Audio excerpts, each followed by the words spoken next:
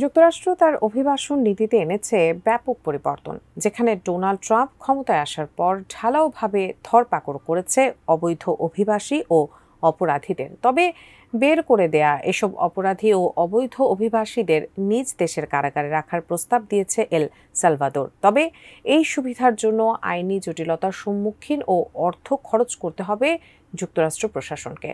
এ নিয়ে বিস্তারিত শাহরিয়ার হোসেনের ডেস্ক রিপোর্টার। লাতিন আমেরিকার দেশ এল সালভাদোরে রয়েছে দক্ষিণ আমেরিকার বৃহত্তম ও সর্বোচ্চ নিরাপত্তা বেষ্টিত কারাগার।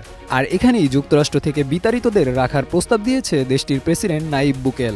আর তার এই প্রস্তাব সাদরে গ্রহণও করেছে নতুন মার্কিন প্রশাসন।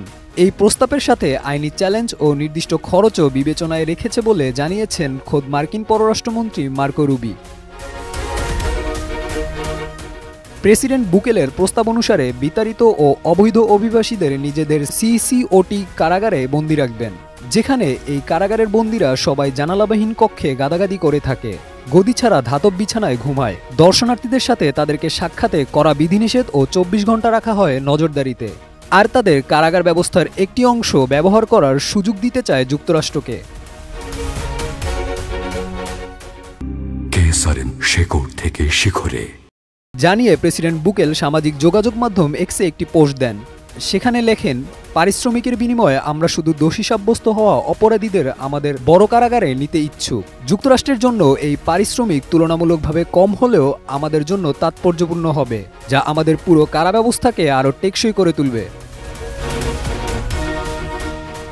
আর এল সালভাদোরের এই প্রস্তাবকে সমর্থন করেন ট্রাম্প, যদিও এতে মার্কিন আইনে পোহাতে হবে আইনি জটিলতা।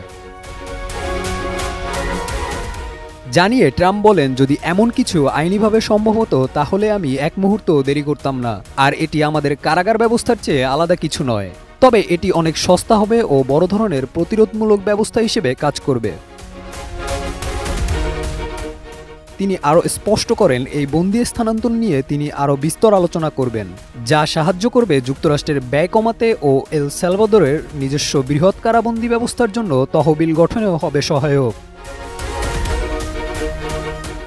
জানিয়ে মার্কিন পররাষ্ট্রমন্ত্রী রুবিও বলেন, বিপজ্জনক অপরাধীদের মধ্যে যারা যুক্তরাষ্ট্রের নাগরিক বা সেখানকার বৈধ অভিবাসী তাদেরও এল সালভাদোরের কারাগারে রাখার প্রস্তাব দিয়েছে বুকেল। যদিও যুক্তরাষ্ট্র এই প্রস্তাব গ্রহণ করবে কিনা তা নিয়ে এখনও ধোঁয়াশা রয়েছে, কারণ মার্কিন নাগরিকদের আইনত যুক্তরাষ্ট্র থেকে বহিষ্কার বা বের করে দেয়া যায় না। তবে অস্বাভাবিক শাস্তি নিষিদ্ধ করে যথাযথ প্রক্রিয়ার মধ্যেই নেওয়া হবে ব্যবস্থা।